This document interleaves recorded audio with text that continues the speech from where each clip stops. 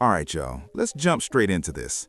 A few things I gotta touch on from episodes 889, Zeus of Nazareth, and the Patreon episode you picked. There was a convo on Patreon that made me raise my eyebrows. I was like, ooh, this could get messy real quick. But quick observation, Joe Budden's yelling at the crew to wake up, look alive, like a fast food manager on their third coffee. They're staring at him like, "Ninja, you good?" That's exactly what their faces were saying. Anyhow, y'all probably already caught the episode. Joe pulled out an envelope full of cash, holiday bonus money, and told them to grab $2,500 each and pass it down. I immediately thought, this is dicey. I mean, I already knew this was pure content, and Joe even said that himself. But before we got to that moment, Flip was already on top of it. He's been on these bonuses like white on rice. So much so, he patted Joe's pockets down. Like, what? I'm a woman and I know that's a no-go. What are you doing, sir? Even as a kid, my parents told me never to touch other people's pockets, purses, or wallets. You just don't do it. Joe almost forgot where he was for a split second. Y'all saw his face. He threw his hands up like, whoa! That moment? That wasn't COE. Sock and Flip definitely crossed his mind. We all saw it. When Flip patted Joe's pockets, it reminded me of this whole thing. And of course, by the time it got to Flip, it was short. Turns out, in the Patreon episode, Joe forgot he already gave Poe his money earlier, so the count was off from the jump. This whole holiday bonus money situation reminded me of Ian with those lotto tickets last year. They play way too much. Moving on to the Nicki Minaj segment, and I'm not staying here alone, y'all, I'm not, but I'm glad they touched on it. I wasn't sure they would, given the cordial relationship she has with Joe. Definitely crossed my mind. It's hard not to notice what's going on. The internet is watching everything. Joe said he's off that train. Remember a few months ago when they floated the idea of a list of people to either not cover on the pod anymore or ease up on coverage? Kanye was on that list. Cardi for a hot second, but that changed once the album or single dropped. Honestly, I don't think it's a bad idea. Maybe exercise that in the new year. Granted, they still covered most trending topics in pop culture, but fans probably wouldn't mind if a few folks were left off the board. Maybe they introduced this idea in 26, because I'm almost certain there are a few people they don't want to be asked about then. Some would probably stay in 2025. And this isn't just about the pod anymore, it's life in general right now. I want to touch on the opening conversation in the Patreon episode titled You Chose Wrong. They were talking about if you saw your ex out, would you say hi? Joe said no, though he wishes everyone well. But boy, Joe is talking straight cash, y'all. Now this is Friday-like content. These conversations are made for Friday. The convo came up because Joe said Flip was looking at his old work.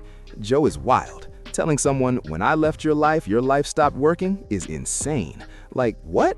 It's kind of like that summer when they asked what you do with an abundance of money, and Freeze said he'd act a fool, or not act a fool, you know what I mean, if God gave him money to do XYZ. I'm paraphrasing, but y'all know what I'm talking about.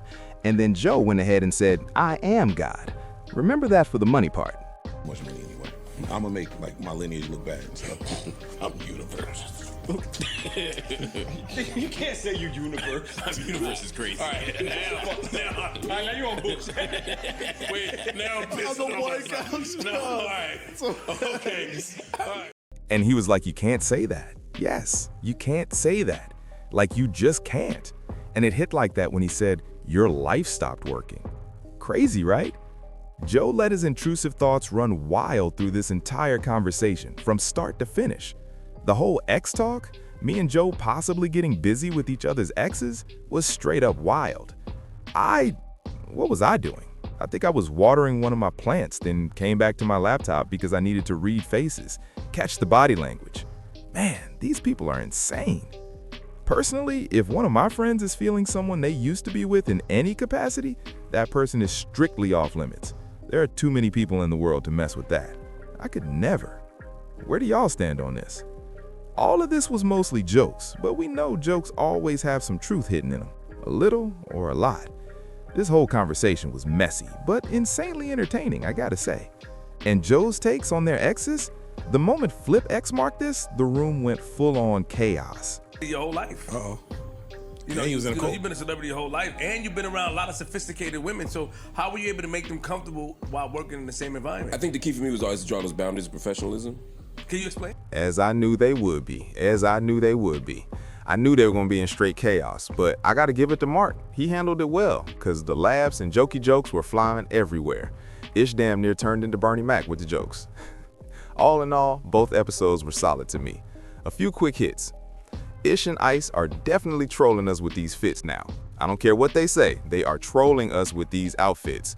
Freeway, Beanie, Siegel, and Jay-Z, what we do is definitely the chakras. Till this day. Till this day. When this comes on and you don't know the words, mute up. Look around, mute it up please, and thank you. Starbucks regular coffee is straight trash. It's way too strong, and only their specialty drinks are worth it. If you have a Wawa near you, you already know they're number one. That's it. That's all. Another little tidbit. Colombian roast with French vanilla creamer hits every time. Add a little donut on the side or a sizzly if you need a JBP fix really bad.